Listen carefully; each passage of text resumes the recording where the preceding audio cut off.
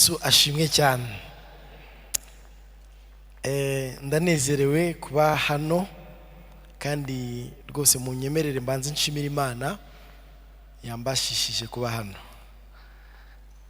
Nari mfite naje nkerewe ariko ntabishaka gukererwa kuko nari mfite iyindi nama kandi ninjye wari yiyoboye hanyuma bituma nza nkerewe, ariko ndashima Imana ko turi kumwe uyu munsi nabashe kugera nanjye mu nzu y'Imana. Ndanashimira n'Imana kubw'aya mahirwe impaye kugira ngo nanjye nubwo mvuga ariko nanjye ngabane nabumva ijambo ry'Imana.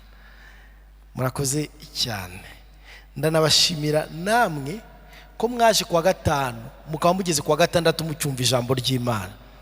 Mwabyumvisha ibyo navuze? Mwaje kuwa gatanu none kuwa gatandatu harinjiye neza. Muri aka kanya murumva mumaze umunsi muri mu nzu y'Imana, mwambutse ahantu hamwe mugera ahandi ku wundi munsi, ariko ubasanze ahantu heza nk'uko Pastor Didier yaraye kubivuga, muri mu mwanya ukwiriye kandi mu gihe gikwiriye. Ndagira ngo mwikomere amashyi rwose. Thank you. Munyemere nanone mbere yuko nza kwibwira mwebwe mwese mudukurikiye, mbanze nshimire ubuyobozi bw'itorero. Ndashima cyane kuri iki gicaniro hubakirwa abantu benshi, hubakirwa amahanga, hubakirwa amatorero menshi. Mushobora kuba mutabizi ariko ntago abasengera hano gusa i Remera ari bano bicara muri izi ntebe, hari n'abandi batwebwe benshi basenga biciye online, ni benshi. Nari nzi ko nzaza igihe kimwe nkazana ituro ry'ishimwe nkarizanira media team yanyu wenda na leadership team yanyu kubera umurimo mukora umurimo utangaje. Ndabashimiye aba cameramen, abandi bari kuri sound team, Imana ibahe umugisha mwinshi. Kandi ndabizi neza ko ubuhamya atari njye jyenyine ubufite, ni benshi, mwubaka abantu benshi. Abashishura, murayizi icyo kinyarwanda cyitwa gushishura, abashishura inyigisho wenda n'indirimbo za Zedi bakazijyana ahandi, ni benshi. Ariko sinzi ko gushishura mu Mana bibamo. Bibiliya iravuga ngo ibyo wanyumvanye ubibwira abagabo bo kwizerwa nabo bazabibwira abandi. Hari ibyo tujya tubumvana tukabisubiramo tukabibwira natwe abandi. Imana ibahe umugisha.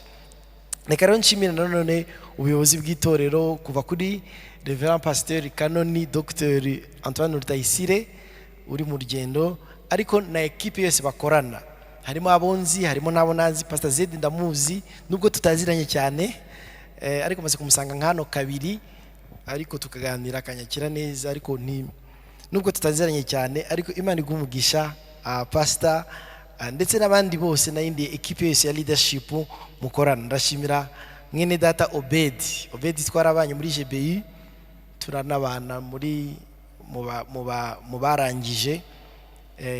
Imana igumugisha ko mwadutumiye, ni confiance, ni cyizere mwatugiriye, ariko nanone ni inshingano mwaratwizeye. Imana ibahe umugisha. Ubundi amazina yanjye nitwa Didier Habimana, niyo mazina yanjye. Banyita Pastor D nkuko mumwita Pastor Z, nanjye banyita Pastor D. Ndi umupasiteri muri Zion Temple, niho ndi umushumba. By'umwihariko nshumbye itorero rya Zion Temple ya Kimironko, nubwo mfite n'indi mirimo nkora muri Zion Temple paroisse cyangwa se itorero ryose. Ibyo kuba nubatse, yego nazanye na madamu, ariko ni na sister, ni sister muri Kristo. Nagira ngo musabe ahaguruke abapepere, ashobora gusuza itorero.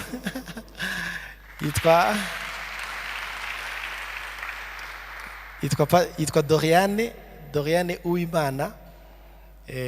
Akunda menta cyane, akunda Pasteur Antoine cyane, nanjye namukunda. Tumwita menta, ni mu byumva ni menta wacu, ajya dufasha mu bintu bimwe na bimwe. Dufite abana, dufite famille, dufite abahungu 3 n'umukobwa umwe. It's a busy home, murabyumva. Umuhungu wacu yitwa Donel, undi yitwa Declan, undi yitwa Dave, undi yitwa Davina. Murumva turi famille D. Ngiye nitwa Didier, Dorian, Donel, Declan, Dave, Davina. Nanjye niyo mpamvu banyita Pastor D.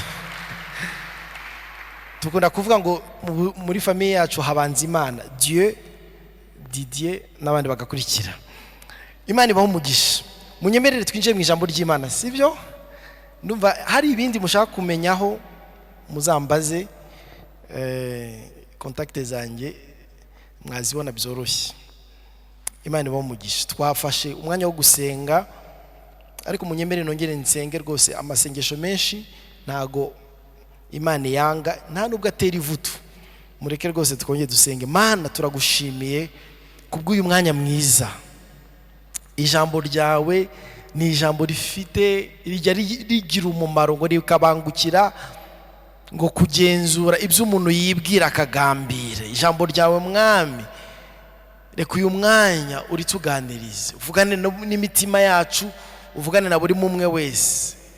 Umwuka uri inyuma y'ijambo ryawe, umwuka wera, gusigwa, ujye usiga abavuga ndetse n'abumva ijambo ryawe. Reka uyu munsi bibe hano hantu kugira ngo Uwiteka Nyiringabo buri wese yumve icyo ubwira amatorero, buri wese yumve icyo umwungeri arimo arabwira intama ze, kuko waravuze ngo intama zanjye zumva ijwi ryanjye. Ari ngiye uvuga, ari bene data bose baza kumva cyangwa bazumva, twese dukoreshe kugira ngo tubashe kumva ijwi ryawe kandi duhindurwe n'iri jambo mu izina rya Yesu Kristo. Amen. Haleluya. Reka tujye mu ijambo ry'Imana. Ndagira ngo dusome mu gitabo cya Luka, mu gitabo cyanditswe n'umuganga witwa Luka, Dr. Luka cyangwa se Mutagatifu Luka, igice cya mbere. Niho tugiye gutangirira texte yacu ya mbere. Abafite Bibiliya zanyu kandi bazanye Bibiliya z'impapuro, Imana ibaho umugisha. Hari n'abandi bafite Bibiliya basharije, namwe muzitwereke. Imana ibaho umugisha mwese kandi Imana ibagire neza. Luka igice cya mbere ku murongo wa 16, Bibiliya iravuga ku murongo wa 16 ndetse n'umurongo wa 17. Bibiliya iravuga ngo benshi mu Bisirayeli azabahindurira. Nabyumvishe ijambo ryitwa guhindurira. Azabahindurira ku mwami Imana yabo. Ku murongo wa 17 iravuga ngo yewe azagendera imbere yayo mu mwuka n'ububasha bya Eliya, azasanganya imitima y'abase n'iy'abana, n'abatumvira Imana azabayobora mu bwenge bw'abakiranutsi, ngo ategure ubwoko bwatunganirijwe umwami Imana. Amen. Umurongo nshaka kwibanda ni umurongo wa 16 uvuga ngo benshi mu Bisirayeli azabahindurira, guhindurira ku mwami Imana. Nanone munyemerere nsome iyindi texte imwe yanditse muri Luka, mu gitabo cyo cyanditswe na Luka nacyo, ibyakozwe n'intumwa, ibyakozwe n'umwuka wera akoresheje intumwa cyangwa se ibyakozwe n'intumwa, igice cya 14. Ndasoma texte itenda kuba ndende cyane, ariko ndagira ngo tuganire ijambo ry'Imana. Kandi rwose wagize neza Obedi, numvishe igice kimwe cy'ubuhamya cy'ubutumwa bwiza wari uri kubwiriza, ariko wagize neza kutwongera kutwibutsa kwihana. Ndageza kubakira ku byo wavuze. Acte igice cya 15 cya 14, igitabo cy'ibyakozwe n'intumwa igice cya 14 mpere ku murongo wa 15.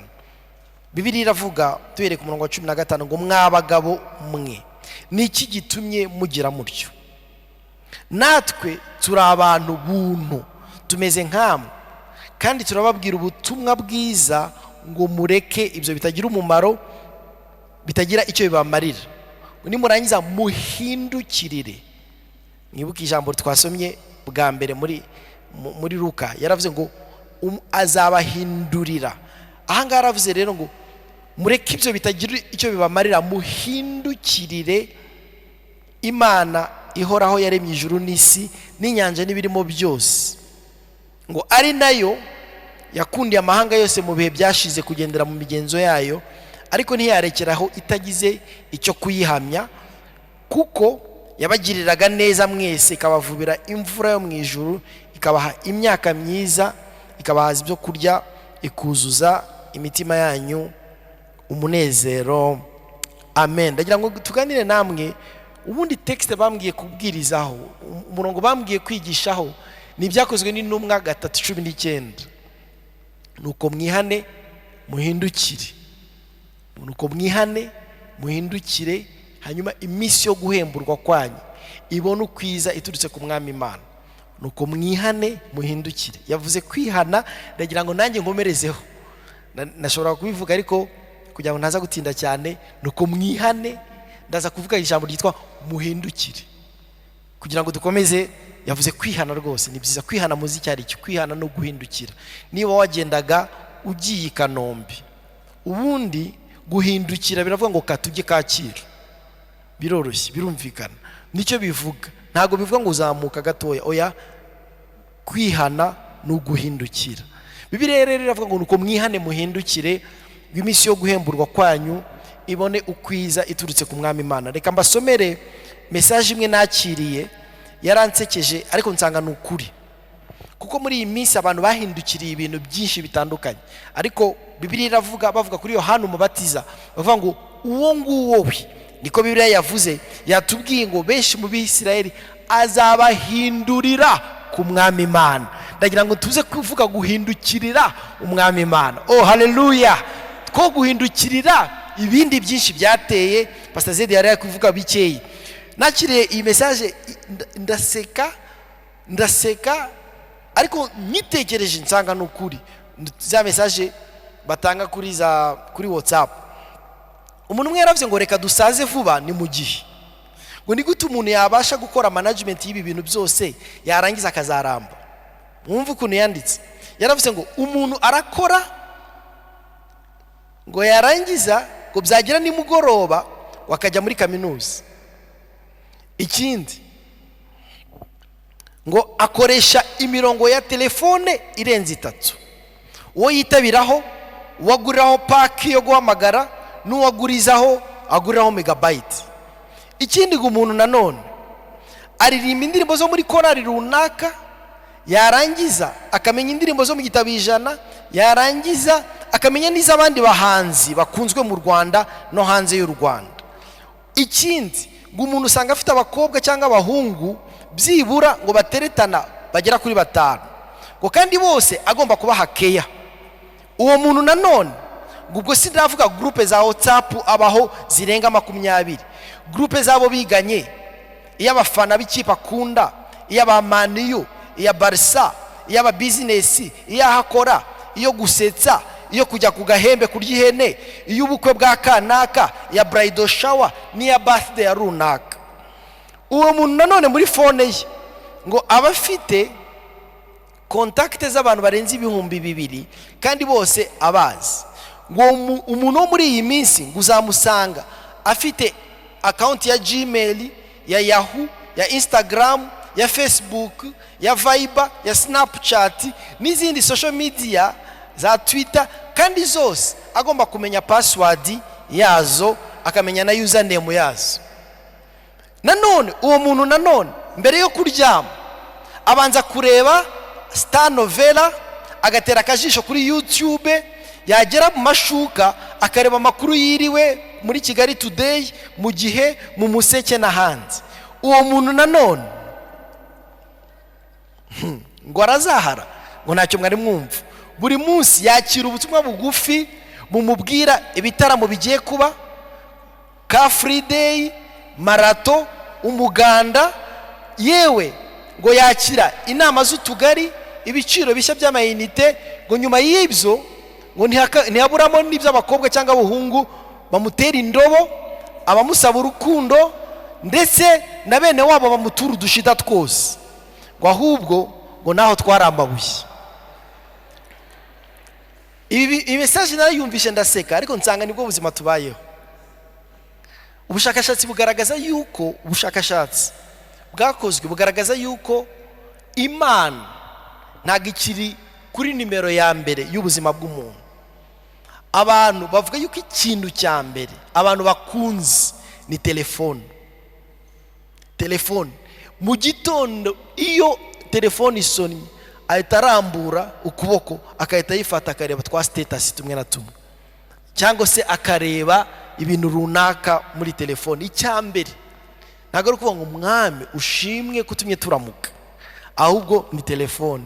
Nicyo kintu cyambere. Bavuga yuko Imana ngo iza ku mwanya wa gatanu. Ubushakashatsi bavuga ngo ikintu cyambere ni telefone, icya kabiri ni amafaranga cash, icya gatatu kitari amafaranga, kitari n'Imana, ngo ni ubuzima bwa entertainment, ubuzima bwo kwishimisha. Manu yakinnye, Arsenal yakinnye, cyangwa se telenovela, cyangwa se ikintu runaka, ibintu bituma wishimisha. Icya kane ngo ni ubuzima social, ibi bavugaga bya bridal shower, ibi bavugaga bya birthday, cyangwa se ubundi buzima bwo guhura n'abantu mugasabana. Ngibyo byose wabibuze nibwo wibuka ko hari urusengero. Mwumve impamvu nshatse gutangirira hano, nuko abantu bafite ibindi bahindukiriye. Dufite ibyo twahindukiriye, twarahindukiye koko, ariko no mu nzu y'Imana twahindukiriye ibindi. Rero Bibiliya yavuze muri iyi texte ya 14 mu acte 14, cyangwa se ibyakozwe n'intumwa igice cya 14 twasomye, Bibiliya yatubwiye ngo igihe Petero na Barinaba bari mu rugendo rw'ivugabutumwa rwabo rwa mbere, mwibuke bari mu rugendo rw'ivugabutumwa batangira kubwiriza ubutumwa bwiza, bageze ahantu ngo bakiza umuntu wari uremaye ibirenge. Bakimukiza ngo abantu bo muri uwo mudugudu witwa Ikoniya baratangara, baravuga ngo ye, Imana zatugeze hagati muri twebwe. Babita amazina, bavuga ngo uri Jupiteri, undi ari Merikire. Bibiliya iravuga ngo batangira kubaramya. Hanyuma Paulo ababwira ijambo rikomeye, aravuga ngo rekada, ngo mureke ibyo bitagira icyo bibamarira, ngo muhindukirire Imana ihoraho. Guhindukirira Imana ihoraho. Dufite ibintu byinshi muri uyu mwanya twahindukiriye, twagize ibya mbere mu buzima bwacu. Ntabwo habaho kwihana kutagira guhindukirira Imana. Dufite ibintu byinshi twahindukiriye. No mu matorero yacu yahoza bivuga umukozi w'Imana, abantu bahindukiriye imihango. Yo mwebwe ntabwo mutuzi twebwe abapantekote ibintu twahindukiriye. Abapantekote niko navuze, namwe muri abapantekote ndabizi, hano ndabizi kabisa muri abapantekote. Ariko muzi ko abantu bahindukiriye anointing oil, amavuta. Hari abantu bahaye amavuta bakavuga ngo rero nugira ikibazo dore ngaya amavuta uzagenda uyisige, nurangiza ibintu bizacamo. Abantu bahindukiriye umushwari. Ndi kuvuga ibintu bitari hano, bitari mu Rwanda, ndi kuvuga ibintu wenda byo muri Guatemala cyangwa se muri Sri Lanka. Ariko abantu bahindukiriye aho kugira ngo ushake Imana, ubuzi ngo na amavuta nshyiraho bikakora. Abantu bahindukiriye ibindi bintu bitari Imana. Ariko Paulo yatanze inama, aravuga ngo mureke ibyo bitagira icyo bibamarira, ngo muhindukirire Imana. Kwihana, guhindukira. Ibihe byo guhemburwa bikabona uko biza biturutse ku mwami Imana. Ni ngombwa kumenya icyo uhindukirira. Nta muntu wadusabye guhindukirira amatorero.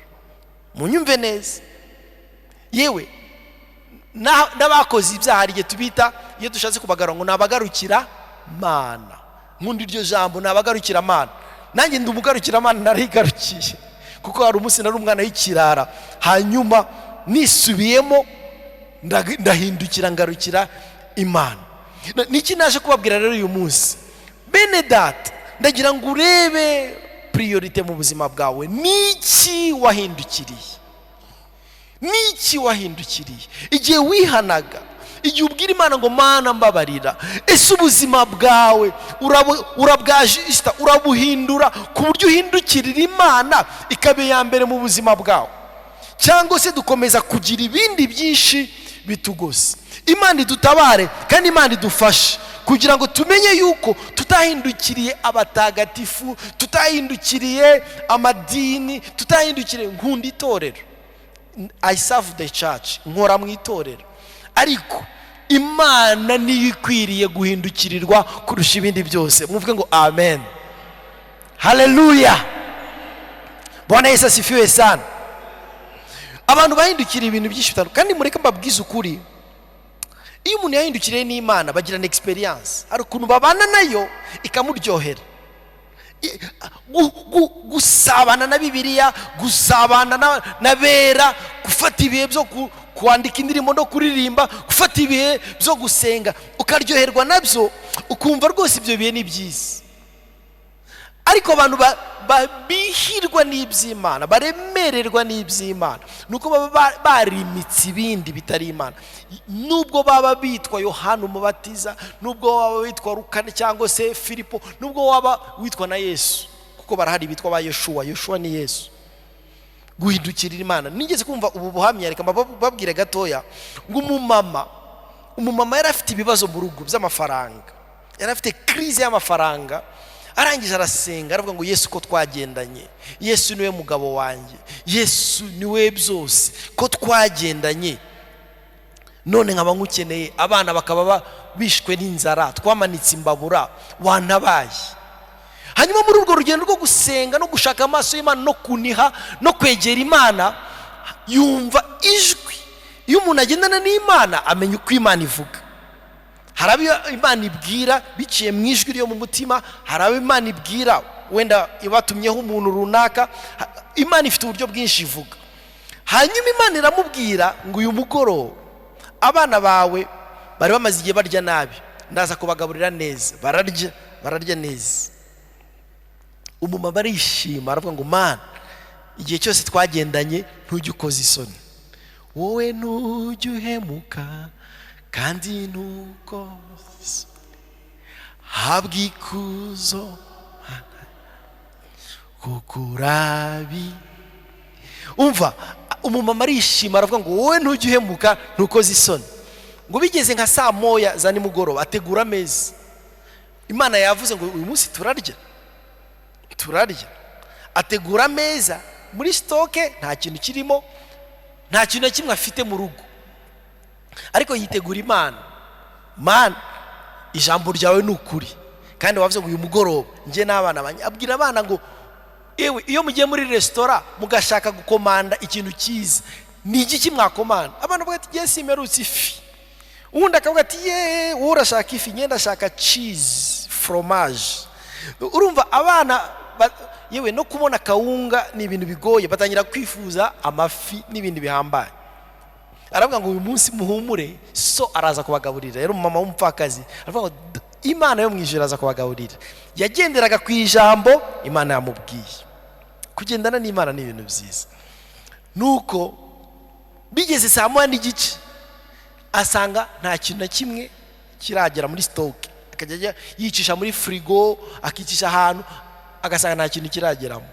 Ajya mu cyumba, atangira gusenga, avuga Mana, ndategereje, wavuze ngo ratugaburira, ndacyategereje, kandi rwose uraza kubikora. Ngo arimo arabivuga gutyo mu cyumba, hahita umuntu ku idirishya rye. Ngo yari umuntu utizera Imana, babandi bita aba atheist cyangwa se aba ate, abantu batizera Imana na gatoya. Ahita ku idirishya rye, yumva mere murokore, mama murokore arimo aravuga ngo Mana uratugaburira. Avuga ngo areka abarokore zavuyeho, baracanganye ikintu. Nuko arangije avuga ngo reka mukomeshe, reka mukoze isoni. Aragenda ajya mu iduka, ajya muri supermarket nini, arahaha, agura ibintu byose, stock, agura imiceri, agura amavuta, agura kawunga, makaroni, ibintu byose apakira mu modoka ye. Agura n'ibiryo bihiye, bamukorera take away, barabipakinga. Arangije avuga ngo ngiye kumukoza isoni. Aragenda akomanga kwa wa mudamu. Akomanze kwa wa mudamu, madamu araza arafungura. Hanyuma umama aravuga ati se ko tutabamenye. Umugabo aramwibwira avuga ngo njyewe nkorera shitani. Umudamu kwa jina la Yesu, ye nkorera shitani, none shitani amaye ibiryo ngo mbikuzanire. Mureke mbabaze torero ry'Imana, ari wowe wabirya ntiwabirya?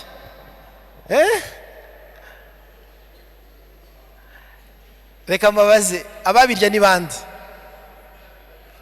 Abatabirya ni bande? Bagategereza Imana toujours. Na mwumva umumama kuni yahise avuga. Uyu mumama ahita abwira abana ngo abana muze mugende muri na modoka mupakurure. Undi abwira ariko nakubwiye ngo mvuye kwa shitani. Umumama aravuga ngo iyi Imana itanze itegeko na shitani arakugaburira.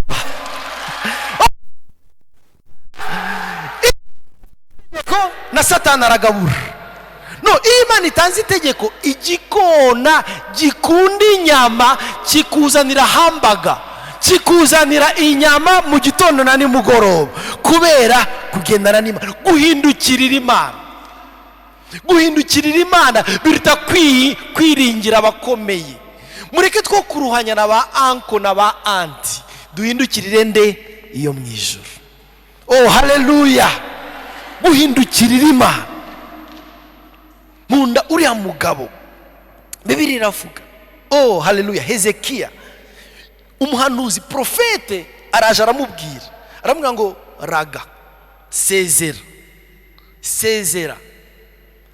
dore byarangiye. Umuhanuzi Yesaya aramubwira ngo dore igihe cyawe cyo gutaha kirageze, sezera, tunganya ibyawe mu rugo kuko ugiye gutaha. Ntabwo yigeze arushya profete, ntabwo yigeze arushya umukozi w'Imana. Bibiliya aramusezera ko urakoze. Bibiliya avuga ngo arangije ngo ahindukirira nde? Imana. Bibiliya y'Ikinyarwanda avuga ngo areba ivure, ariko ivure ntabwo yarahindukiriye urukuta, yarahindukiriye Imana. Guhindukira rero ni mu mitekerereze n'imyitwarire yacu, bigomba kuba ari ibintu bigaragara, bitari ubunyedini, birenze kugira amazina yo kwitwa pasiteri, birenze kugira izina ryo kwitwa umwana w'umushumba cyangwa se umwana wakuriye mu nzu y'Imana. Oya, habaho mbere na nyuma yo guhindukira ku muntu wese wahuye n'Imana, haba before and after. Guhindukirira Imana.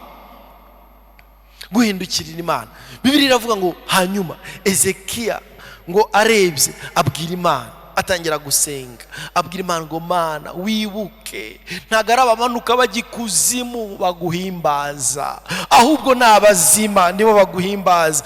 Bibiliya iravuga ngo umuhanuzi akiri aho ngaho mu rugo ataragera kure, wa muhanuzi wamuhanuriye urupfu amugarurira ubuzima. Ishobora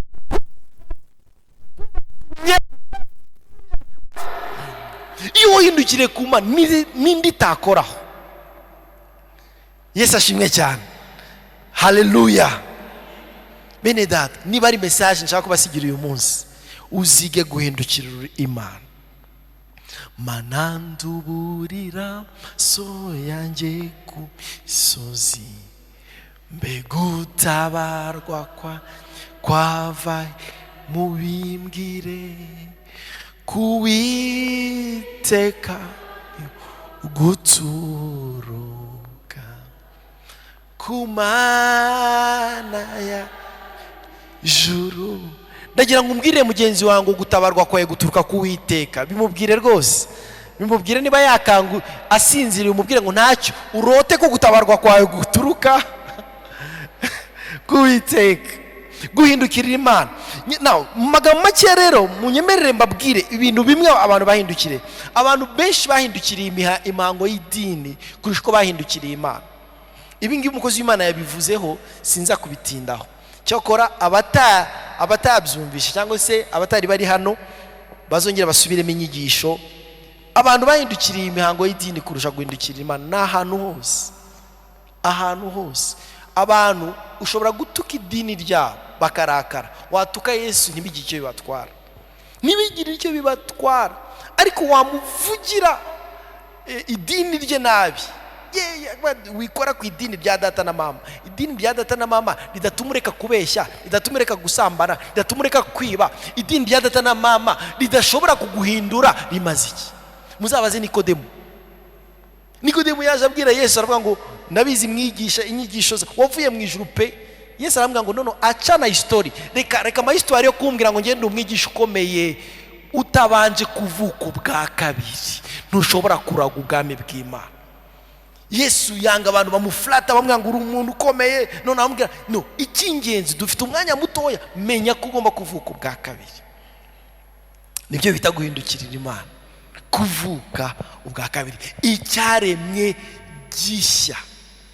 Oh haleluya. Abo ni babyawe n'inyama n'amaraso, ntibavutse ku bushake bw'umugabo n'umugore, ahubwo bavutse kubw'imbuto itabora. Imana imenya abantu bayo, Imana imenya abantu bayo. Umukozi w'Imana yaratubwiye, amushoboka ko yabivuze na hano, pastor wanyu yaratubwiye, yaje mu rusengero rwacu, aratubwira ngo hari abapasiteri Imana izababaza ngo abana mwababyaranye nande. Amushoboka ko yabivuze, yarabivuze, mwarabwumvisha bivuga. Bishatse kuvuga iki? Iyo twigisha abantu by'ukuri, ni byiza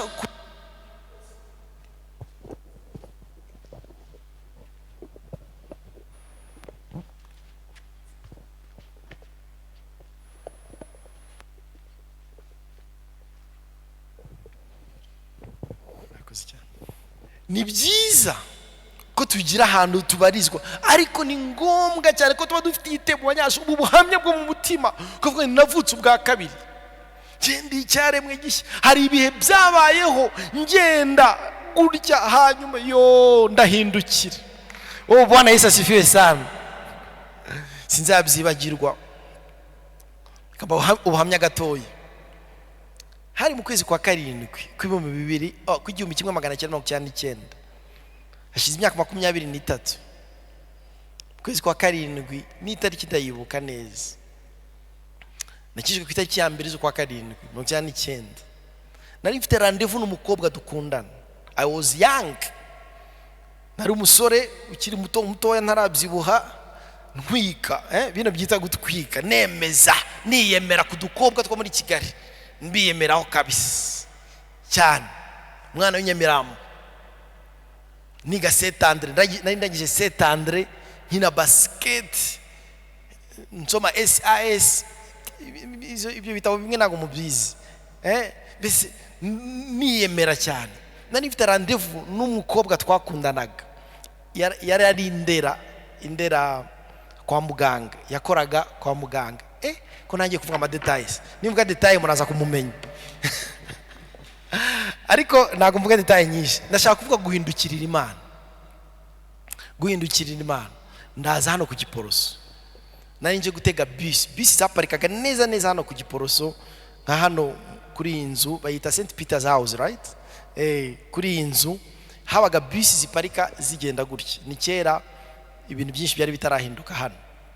Nicara mu modoka muri bisi za kera, mini bisi bazitaga Hiace. Hari abana bavutse nyuma ya 1999 bashobora kuba batazibuka, ariko Hiace benshi murazizi.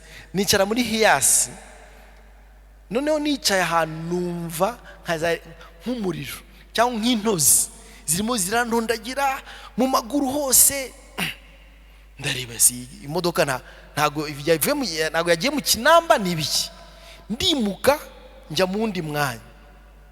Nanone wapi mbura amahoro, mva mu mwanya nari nicaye mu mwanya w'inyuma ya shoferi. Noneho mpita njya kwicarana na shoferi imbere. Shoferi yaricaraga, hakaba hari abantu babiri bicaranye nawe, nicarana nawe. Hanyuma hashize akanya imodoka iragenda, tugiye arya Indera bayita ku 10 na kangahe, 10 na habanza 10 na kangahe, 12 agakujya 15. Ubwo ni ku 15. Tugeze hano ku 12 hano Kigali Parents. Tuhageze, imodoka twari turimo, imbere yayo hari ikamyo tugenda muri direction imwe. Birumvikana niba turi kugenda gutya, natwe twari turi inyuma yayo, ikamyo iri imbere, natwe turi inyuma. Noneho ishaka gukata ijya ruguru, ntiyashyiramo ikinyoteri, ishaka gukata ijya ruguru. Noneho kuko yari ikamyo nini ya beni nini, kugira ngo ibone uko ikata, irabanza ica hepfo, yiba inzira. Imodoka ziri kugenda gutya, twe turi inyuma yayo. Noneho yiba inzira kugira ngo ibone uko ikata, kuko yari imodoka nini. Yibye inzira gutya, umushoferi wacu agira ngo ikase izamuka Kimironko, nawe ayicaho. Ayiciyeho itigaruka, igarukira idukubita mu mbavu, neza mu rubavu. Twebwe abari bicaye imbere, twe tumaze juste gutambuka, ariko urumva twari turi mu modoka imwe. Nanjye nkubita umutwe muri parabrise, ariko mpindukira ndebye nsanga aho nari nicaye hahandi intozi zanjyaga, umuntu wari uhicaye mbona asohotse afasha amara mu nda yakomeretse, ibintu byo mu nda birimo birasohoka gutya. Aho there numva ijwi ry'Imana rivuga ngo uyu munsi ko wari upfuye wari kujyahe. Ikibazo cyahinduye ubuzima bwanjye iyo upfuye umunsi, kuko nari mvuye mu rugo twari dutuye i Remera, mama arambaza ngo ugiye, ndamubwira ngo ngiye Nyamirambo. S'il vous plaît Yona, mutekereze, nari ngiye Ndera hanyuma mama ndamubwira ngo ngiye Nyamirambo, kandi ntago yari kumbuza kugenda. Niyo mubwira ngo ngiye Ndera ntago yari kumbuza, ariko ikiburitu rebellion, umwuka w'ubwibone waramfashe mu busore bwanjye. Ijwi rirazana ngo iyo upfa wari kujyahe. Igisubizo nari nkizi, hari straight mu muriro udaciye muri purgatori. No, niyo zababeshye, hari abantu bazapfa bakajya mu muriro straight. Twanabasabira ka bingana iki, buri wese azahembwa ibihwanye n'imirimo ye. Nari nkizi igisubizo, mitavuga ngo Mana unyongereye amahirwe uwo munsi mu buzima bwanjye Kristo, mpindukirira Imana. Inzira yo mari imyaka 2 ubona ari ngiye gusura tutongeye kubonana, kuko naravugaga ninsubirayo nzabana none ntangiye guhindukirira Imana, ariko akankurura kopine nzatanyukira mu nzira. Kandi Bibiliya iravuga ngo ntago ushobora gukorera Imana na mamoni cyangwa na Satani.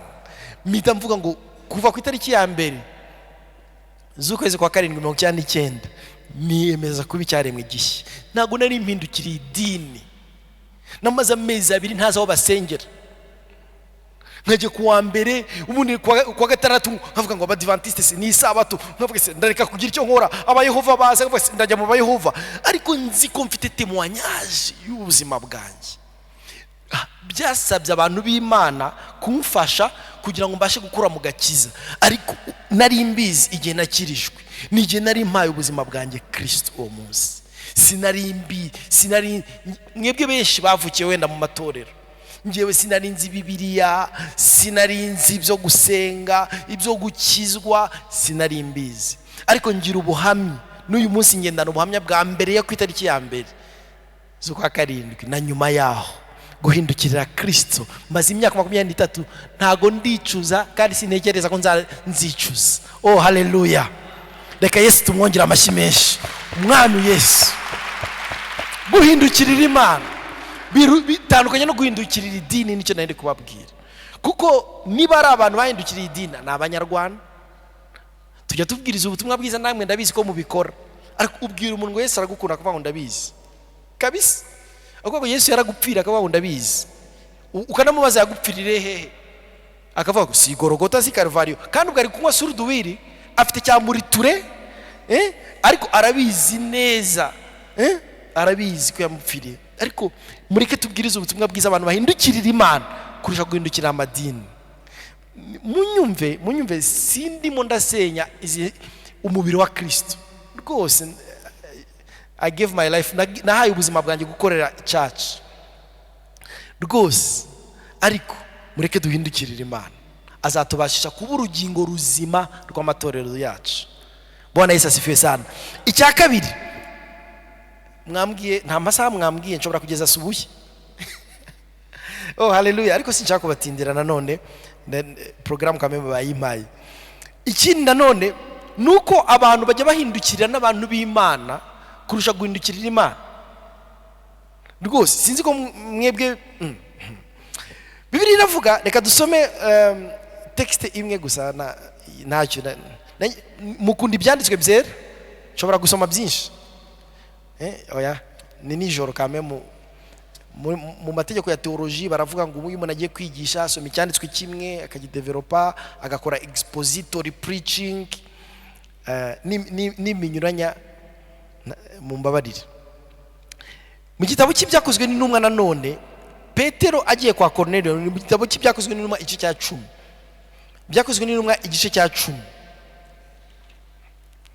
ibyakozwe n'intumwa igice cya 10 ku murongo wa 26 Bibiliya iravuga ngo, reka mere hejuru gatoya, Petero agiye kwinjira, mere kuri 25, Petero agiye kwinjira, Korneliyo aramusanganira, yikubita imbere y'ibirenge bye aramuramya. Korneliyo umuroma, umuafande w'abaroma, arimo arasenga araramya Petero. Petero kubera iki? Yararushye mu mutima, akeneye wamuruhura. Bibiliya iravuga ku murongo wa 26, ariko Petero aramuhagurutsa ati, haguruka, nanjye ndi umuntu nkawe. Umva icyo ndashaka kubabwira bene data, hari n'abandi bantu vraiment dufite muri iyi minsi bahindukiriye abantu b'Imana, ukagira tekereza ko masengesho ya papa cyangwa se amasengesho ya mama ari azagutunga. Nibyo rwose ababyeyi bakwiriye gusengera abana banyu.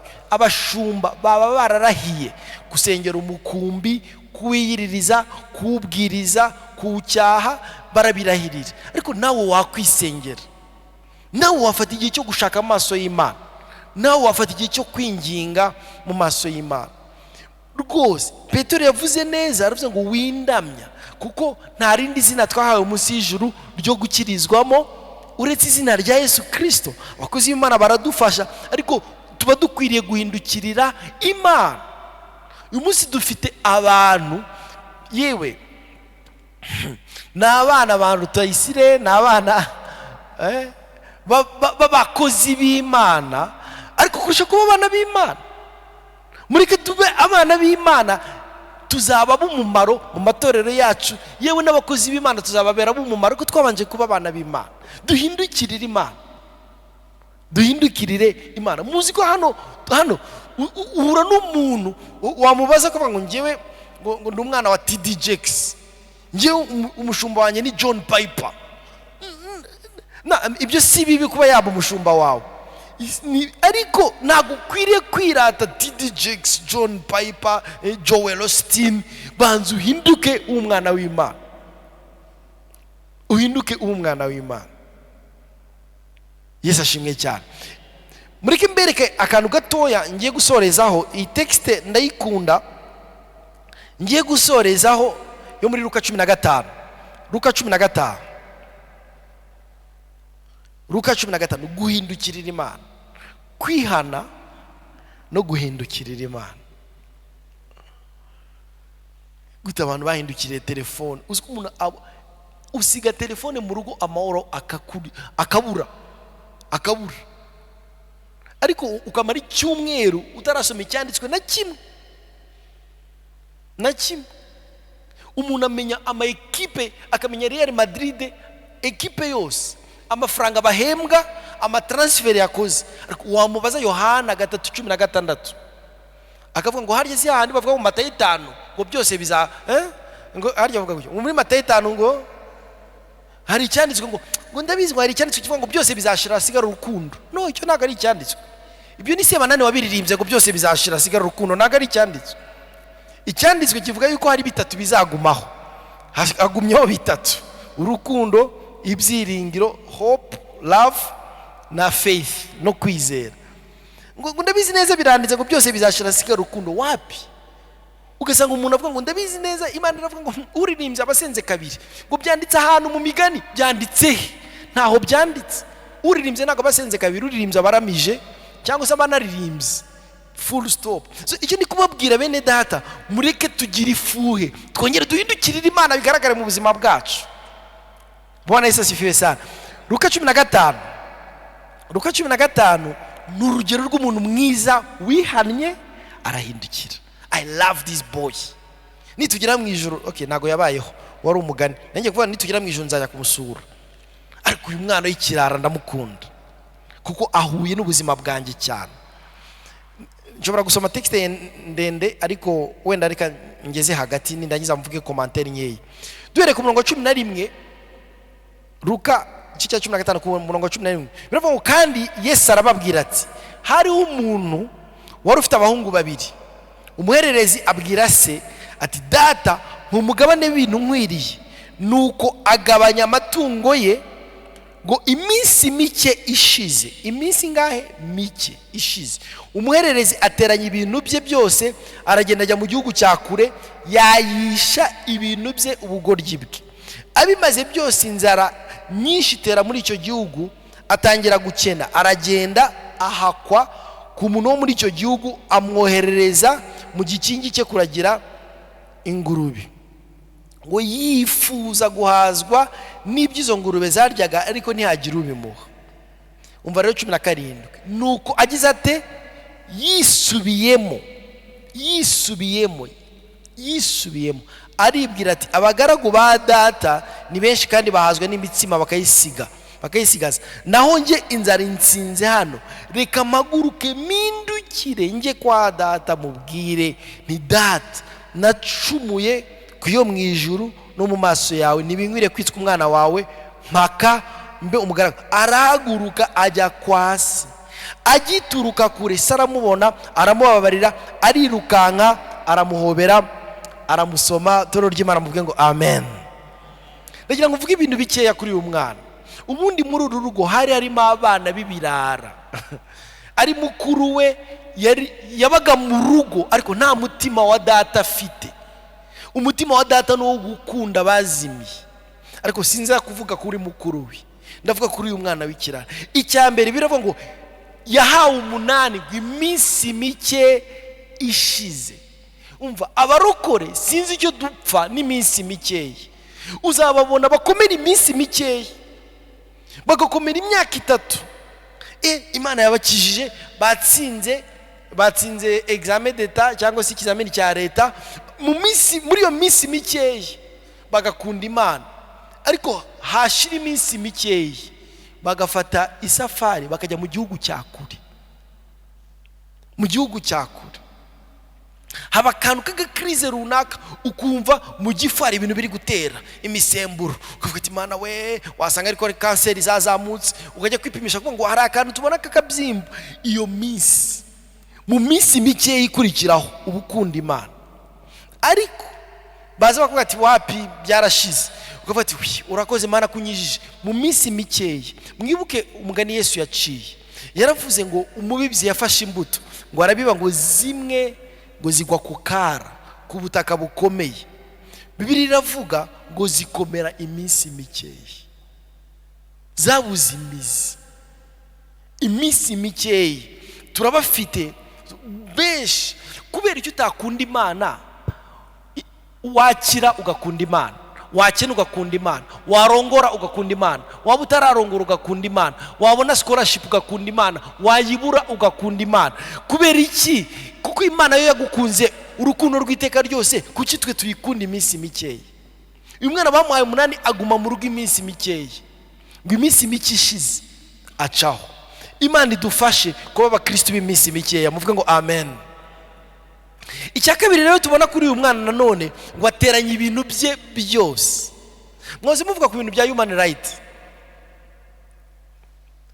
Nigeze kujya mu ngando, nakoze ngiye kwiga muri kaminuza, twagiye mu ngando. Ingando icyo gihe zari zimeze nk'igisirikare mo gakeya, hari kera 1999, zari zigoye. Ariko nizi bintu ngeze mu ngando, hano hashobora kuba hari abantu rwose babizi, bazi igisirikare cya kiriya gihe. Twaragiye turi kuririmba twishimye mu mabisi, twagiye gukora igishari mu kigo cya gisirikare, mu kigo cya polisi. None tuhageze habaga barriere za kera, niba muzibuka, z'akagozi. Bamwe ntago bazibuka, of course turi generation wenda y'abantu batazizi. Habaga barriere, road block y'akagozi. Baradufungura bisi, abana bishimye baseka. Noneho barongera bafunga akagozi. Hahitaza umwe mu bakamanda mu basirikare bari bagiye kudukoresha ingando. Aravuga, yavuze ikintu kitakimbera nanjye nk'akabando k'iminsi. Araza aravuga ngo muze hano, ibintu bya human rights na droit de l'homme mubisize kuri kariya kagozi, mwabibonye, ubu muri abanjye. Abana baririmbaga, baruye barumirwa. Atavuga ngo mwicare. Umwana aravuga ngo intebe ziri he? Kacini we musenze. firingita mitamenya ko iyo uje mu Mana ibintu bya human right ubisiga iyo ntago habaho uburenganzira bwawe, habaho icyo Imana ishaka mu buzima bwawe. Nabambanywe na Kristo. Oh haleluya. Ariko ndiho nyamara sijya uriho, ni Kristo. Ibyo nkora byose ndi muri uyu mubiri mbikoresha no kwizera umwana w'Imana wankunze akanyitangira. Uyu mwana ikibazo yari afite ibintu bye n'ibyasi. Niyo mpamvu Bibiliya tubwiye wateranye ibintu bye byose. Iyo wakijijwe nta byawe ufite, ibyo ntunze nanjye ubwanjye ni iby'uwo mucunguzi. Niyo mpamvu agena amasaha yawe, niyo mpamvu agena amafaranga yawe, niyo mpamvu akwiriye gutegeka umubiri wawe, ingingo zawe, intoki zawe, umutima wawe, icyo nta cyawe ufite. Imana ishimwe ko abajene baje hano muri veye benshi. Mureke mutange ingingo zanyu ziba intwaro zo gukiranuka, mutange imbaraga zanyu kugira ngo mukorere Imana. Yesu ashimwe cyane. Bibiliya iravuga ngo ateranye ibintu bye. Ubundi nta Imana Imana iguhaye imodoka, yo iba ari imodoka igutije kugira ngo utwaremo abantu b'Imana. Imana iguhaye inzu, Imana iguha inzu kugira ngo uyicumbikiremo abantu b'Imana iberemo. Imana iguha agatelefone kawe keza ukirirwa ukarebamo pornography. No Imana iguha agatelefone kugira ngo ubashe gukomezanya na bene so, ubavuge wa mwene data wagize ibyago tuzamusura ryari, cyangwa se kanagutungeho n'umuryango wawe. Ariko nagaruka kwiriye kuba iturufu y'ibyaha, kuko nta byawe ufite, ni ya Yesu. Iyo abantu bakora muri banki, iyo usanze afite igipfunyika cy'amafaranga ashobora kuyafata akayatahana, oya aba ari manager w'ibitaribye. Natwe ibyo dutunze byose ni ibya Yesu. Ikibazo rero uyu mwana yari afite, biravuga ngo ateranye ibintu bye, ngo arangije ngo ajya mu gihugu cya kure. Iyo wamaze kumenya ko ibintu ari ibyawe, mwumve igihugu cya kure ntago ari ahantu runaka nkuko bavuga ngo ngiye Cyangugu ni kure, oya. Mu gihugu cya kure ni ahantu hose kure y'Imana.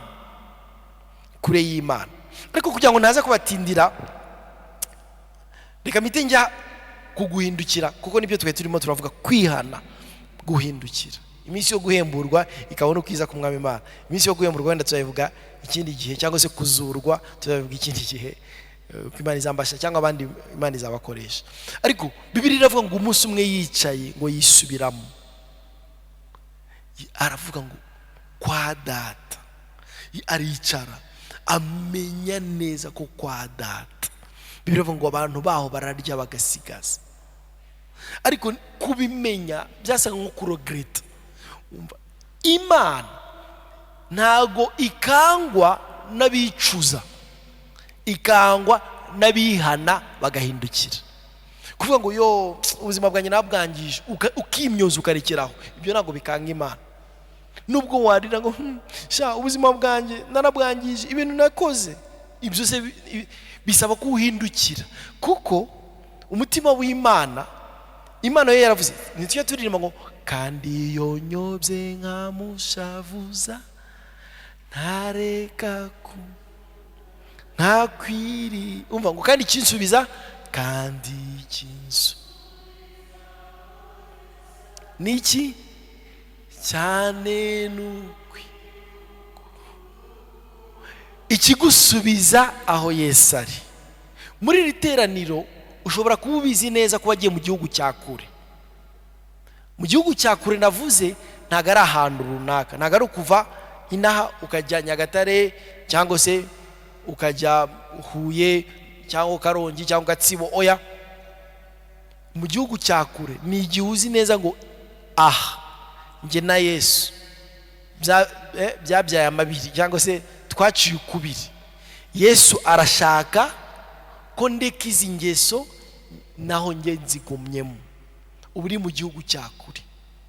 Uyu mwana rero amaze kumenya ko ari mu gihugu cya kure, ntago yavuze, ntago yahindukiriye Facebook, ntago yahindukiriye status. Uzi ko uyu munsi abantu bagira depression bakajya kuri social media. ibi nabyo sibyo. Ugahamagara YouTube ngo muze munkoresha ikiganiro, ngo nukuri ngewe narakubititse, baranyanze, barangubita, nukuri. Nese YouTube urayihindukirira niyo iguha amahoro? Hari undi muntu mugari mwabona watangiye social media akavuga ngo mwese abarushye n'abaremerewe muze munsange ndabaruhura? Ni Yesu wenyine. Yesu ni wenyine wahagaze mu bagabo b'intwari babayeho. Ubundi twese twanga abantu badutera imikoshi, n'abantu badutera umururumba, n'abantu bose barushye, nta muntu ubashaka. Ariko Yesu ni wenyine wavuze ngo nimunyikoreze ibibaremereye byose. Uzwi yabyise ngo mumwikoreze amaganya yanyu yose, kuko yita kuri mwebwe. Niyo mpamvu iyo urushye ugahindukira urumogi ntago rukuruhura. Ngo reka tujye kuroringa Mwihane, ngo Babiloni batazatureba no ntago rukuruhura. Uyu mwana yaravuze ngo ndarushye, ariko aruhuka agana kwasi. Ibi nibyo dukeneye. Niyo mpamvu ngo se yamubonye amukoreshereza umunsi mukuru. Yesu nawe aravuga ngo haba umunezero mwinshi mwijuru imbere y'Imana n'abamarayika y'umunyabyaha umwe yihane. Niki twaganiraga bene data? No guhindukira. Kwihana nibyo, ariko tugahindukirira Imana. Tugahindukirira Imana, tukayimika mu buzima bwacu, ikabe ya mbere. Iyi Imana nituyihindukirira ntago izadukoza isoni. Reka ndangirize kuri ubu buhamya butoya cyane. Itemwanyaje nanone y'uyu musore. Uyu musore yari yarahindukiriye Imana, noneho yararangije kaminuza, yari yarabitse amafaranga runaka, yari yarabitse amafaranga 3,000 by'amadolari, avuga ngo mugiye ndi gushaka akazi aya ngazantunga, kandi ari umurokore. Hanyuma murabyumva, amafaranga ufite urya nta yandi yiyongeraho agera agashira, akomeza kuyarya, yishyura inzu, abaho 3,000 by'amadolari pe. Abona umunsi umwe yasigaye nk'ijana ry'amadolari. Aravuga ngo ibyo byose Imana ntizandika, kuko yajyaga ahantu gusaba akazi bakamwaka ruswa, bakamubwira gukora amanyanga, uzajya ubeshya amafagitire turaguha akazi, agasanga bihabanye n'ubuhamya bwe. Hanyuma uyu musore asiganye amafaranga makeya, avuga ngo Mana ndabizi neza ko nakwizeye, ntuzankoza isoni. Noneho abona na ya madolari muri icyo cyumweru arashize, ngo asigarana amadolari 15 gusa. Ni inkuru yabayeho. 15 aragenda ngo yinjira muri resitora, yarashonje, abaza ibiryo. Hari igihe ujya muri resitora ugatumiza ibiryo utabajije fagitire, iyo ufite makeya urabyirinda. Icyo gihe urabanza kuvuga fanta nangahe, ukabaza n'imisoro, ukabaza byose kugira ngo bitaza kurenga ya mafaranga ufite. Nta bintu byo gupfa kuvuga ngo wari wurira moto utabajije aho ikugana, sinzi ko byababaho. Ugasanga ufite 5 gusa, moto akakubwira ngo ni 700, ukareba ukuntu ugiye gusebera i Kigali kubera desa, kubera kutabajije igiciro mbere. Uyu mugabo rero, uyu mwana w'umusore, waragenda atumiza ibiryo muri resitora, arabaza, atumiza neze ibiryo bihwanye n'amafaranga yari afite. Aravuga ngo reka mbirye nindangiza ngende negereza Imana cyangwa nipfire. Atangiye bamaze kubizana, babigije ku meza ye, ngo ahita abona abantu 3 barinjiye. Ngo hari harimo abana 2, ngo n'umugabo umwe ise wabo bana, ngo bashonje, basa nabi. Ngo baramwegera, utwana dutangira gushukura ya sahani, utwana dutangira gushukura. Ngo noneho ngo se abwira wa mugabo, aramubwira ati tumaze igihe tutarya, ese twasangira kuri iri funguro ryawe? Umusore aravuga ngo abarebye koko asanga imisatsi yatangiye gucurama, aravuga ngo dusangire.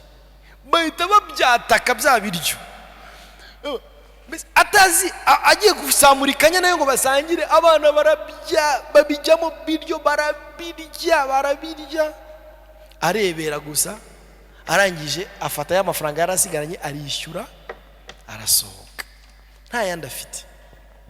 Ngo aragenda ajya kuryama ahantu munsi y'ikiraro, nta yandi mafaranga yari afite, yari yaranze kwiyandarika, aragenda ajya kuryama munsi y'ikiraro. Ahageze, iyo ushonje sinzi ko byari byababaho, ntago ubona ibitotsi, mujya mukora jene mukabyumva. Iyo ufite urajya kuryama wapi ibitotsi bikabura. Buriya inzara nimbi, inzara irakurya ukababara mwino ukishima mwino kubera inzara, ukibaza ese ino niryo ritariye cyangwa. Uyu mugabo ngo arangije, uyu musore arangije abura ibitotsi hano yari aryamye munsi y'ikiraro, ngo abone ikinyamakuru kiraho bataye, aragifata. Harakana simbutse babasore babana babiri na wa mugabo bamaze kurya ibiryo byabo, baramwe ngo nta kintu dufite cyo kukwishyura, ngo ariko dufite ibiceri bishaje, dufite ibiceri bitagikoreshwa, ngo akira bino biceri. Bamuha kimwe mu giceri kitagikoreshwa, ngo akira uzakitwibukireho gusa. Noneho nawe aryamye muri cya kiraro afata ngo ikinyamakuru atangira gusoma. Iyo ufite umwanya urasoma amatangazo yose, ugatangira kurya nyuma ugasoma yewe ugasoma ibintu byose. Yari afite umwanya, arangije aragisoma, agera ahantu hasi harimo za amatangazo, announcement. Asoma itangazo rimwe rivuga ngo abantu bafite ibiceri bishaje ngo bazaze. Hari umuntu ukora collection, umuntu ukora ufata ibintu byo muri antiquity, ibintu bya kera, ngo hari umuntu bishaka. Aravuga ati ko mfite umwanya reka ngiyo. Nawe agenda yiririmbira mbese aririmba indirimbo z'amazamuka, agenda, yari afite umwanya, aragenda ajya kuri wa muntu ufata ibintu bya kera.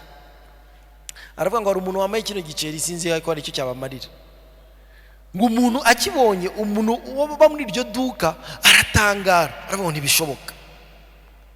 Arirukanka ngo aragenda azana igitabo kirimo ibiceri bya kera. Agenda hindura agwa ku ishusho, ku ifoto iriho, agwa ku rupapuro rw'ifoto isa nka cya giceri. Afata loupe murayizi, sinzi ukuntu bayita, afata indorerwamo mbese, arareba, aragifata cya giceri arakireba, aravuga ngo ntibishoboka, ngo iki giceri gifite agaciro ka miliyoni 3 z'amadolari. Umva, umusore aravuga ati ntibishoboka, miliyoni 3 z'amadolari. Ahita avuga ngo ndakwinginze kinsigire.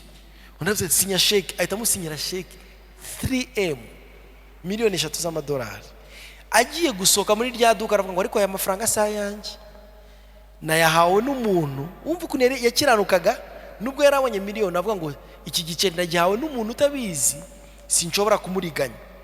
Aravuga ngo reka njye kumushakisha. Asubira muri ya restaurant, aravuga ngo hari umusaza wari uri hano, umuntu ucuruza muri iyo restaurant, aramubwira ngo nibyo uyu musaza yari ahari, ngo ariko wajya kugenda ngo yansigiye agapapuro ngo nugaruke nzakaguhe. Afata agapapuro, ngo asanga kari agapapuro kanditseho ngo wakoze kugira ubuntu, ngo none twakwishyuye ubwo buntu nawe wagize. Ngo handitseho ngo Father, Son and the Holy Spirit. Handitseho Imana Data, Imana Mwana n'Imana Mwuka Wera. Yahuye na marayika, arabanza agerageza kureba niba ari umwizerwa, asanga umugabo yahindukiriye rimwe, akomeza no kuba umwizerwa no mu gukena. Ariko kuko Imana itaberamo umuntu ideni, kuko icyo wabibye aricyo usarura, Imana iramwishyura, aba mu businessman ukomeye, bitangiriye kukugira ubuntu. Niki nababwiraga, nta soni zizadukora. Ushobora guca mu bigeragezo, ushobora guca mu bihe by'amarira, ariko mwibuke neza kubabara kwacu kw'igihwayihwayi kw'akanya gato kuzaturemera ubwiza budashira. Oh haleluya! Imana ibahe umugisha kandi Imana ibagirire neza. Mureke twihane neza, duhindukirire Imana. Imana nayo iri mu ruhande rwacu, ntabwo izadukoza isoni. Uwiteka abagirire neza kandi abaha amahoro. Reka dusenge dusoze inyigisho yacu uyu munsi. Muraza kutubabara nitutabana namwe kugera mu gitondo. Mu kanya nanone hari ahandi hantu, ejo mfite ahantu habiri ngomba kwigisha. Muraza kumbabarira vraiment nintabana namwe umwanya wose, sibyo bakozi b'Imana. Reka dusenge. ndagira ngo mbasabe duhaguruke niba bitatugoye uyu mwanya.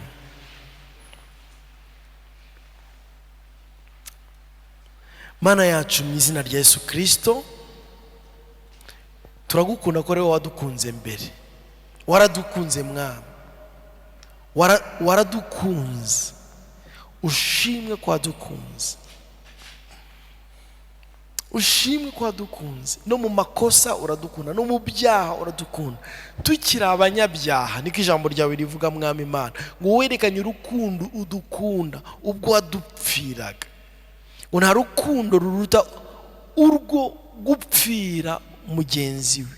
Mwami turagushimira ko wadupfiriye. Icyo cyo twakora cyonyine ni ukukwiha, ni ukuguhindukirira, guhindukirira Umwami Imana, atari uguhindukirira ibindi, kukwiha burundu, so convertir pour toi. Mwami tugahindura imigenzereze, inzira, imvugo, ingeso. Mwami tukaba bawe burundu, ukatwiharira mu izina rya Yesu Kristo. Ndasengera bera, abasore, abakobwa, mu izina rya Yesu Kristo, reka Mwami tube ubuzima bwo kuguhindukirira burundu, utuganze. Niryo sengesho ryacu.